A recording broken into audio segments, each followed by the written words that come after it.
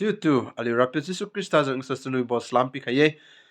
haibo video ga su thanai Matthew sunga ago Jengdin thiu khanai ajanyu sai mchunong mo pa mai chu kuwei I hai ram lomdi pa bram ga suwei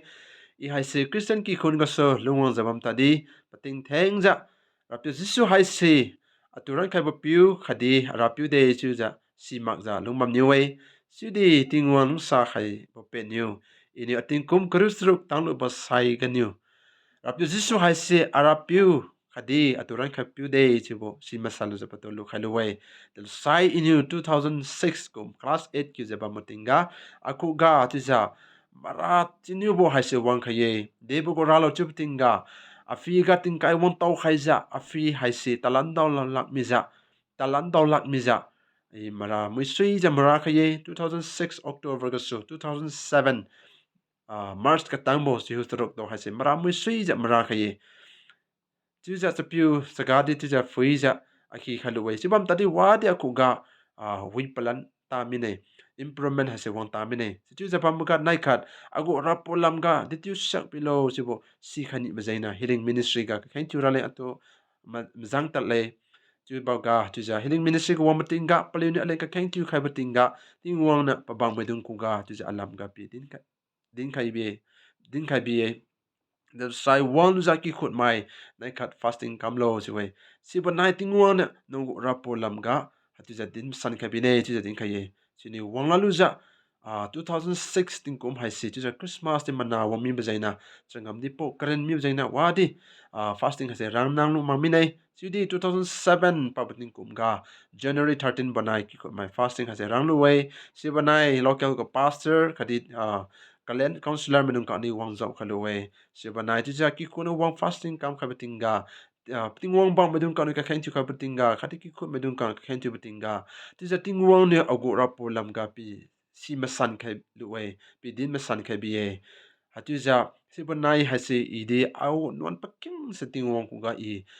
thuan paluja atu ko kharala I khain chu wei sibanai tingwang na di atu pi lungli pa khaija ago thuniu bo haisidi atu pi healing chu khabi anuan haisidi ko khabi sibo January 13 2007 tingkum haise hipuina ga atu pi mana san kha bating me ge chuba matiu sunga pi din papa khaye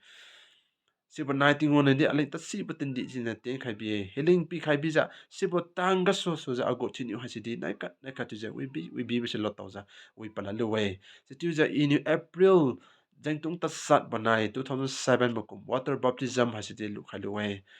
chu zaba mga ago school dik yu wong lalu za 2011 kum hasidi ilonga home crusade hase rankhaija home crusade hasidi bam khaluwe sibuga wang lu za ki khun ga crusader mai ting wong ba medung kan wang za ki khun malai ni ka khain chu khaye ale ni ka khain chu khai butinga chu za ting wong ni atu mana ma khagasu I ka dipre lunga ma khagasu panu raija atu kada khaimibo-e pan atu raija ku khaimibo-e chu bahase bang mai ku sepi din khai bie haisi pogo lakeng Jeremiah khat go mangiu go lakeng na sopi ja kam fam chu khaye tingwang ni pa bang pi Jeremiah today pa mana ma kha ga su pa poi walunga bam kha ga su patu kada khai kami bo komja ku khaimi bo komja tingwang ni di atu hase apoi walunga atu dam ma kha ga su atu ku khaimibo-e atu hase kada khaimibo-e chu ja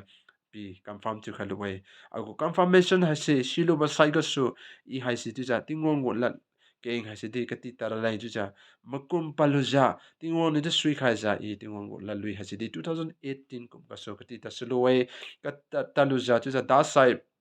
2024 ga tuja luai khaluja danai iniu tuja muima bam tadi tuja tingwon go lopo ka thana singam kam jabam haise tingwon aturan kha bajaina tingwon atulung sa kha bajaina thanai iniu tuja tingwon go lopo ka singam kam jabam boy sirwana magza ini mai matiu na liu songa de tuja tingwon go Jengdin haise atulung sa kha be bajain tiu ngam lo haise rapi Khrista na aturan kha bajainiu atulung sa bajaini I tiu ngam lo boy chibo matiu songa papa ka ye I kumja na liu de tuja Khrista na lung sa kha bo go Jengdin haise tiura bam sura boy chibo malum mai nang I haise paling siap bo Christian mai sai Khrista lo khami mai sai Aliu Jengdin haise bamsiak ra ye Aliu Jengdin haise Aliu tin piu ja timati ja lura kam ke chibu dim tiu song papa ka ye ago Jengdin tiu kum chu khang khami boga ngking khai chu khamai ma tiu na ri ga tingon ni thoi ka bu ti mi lo amen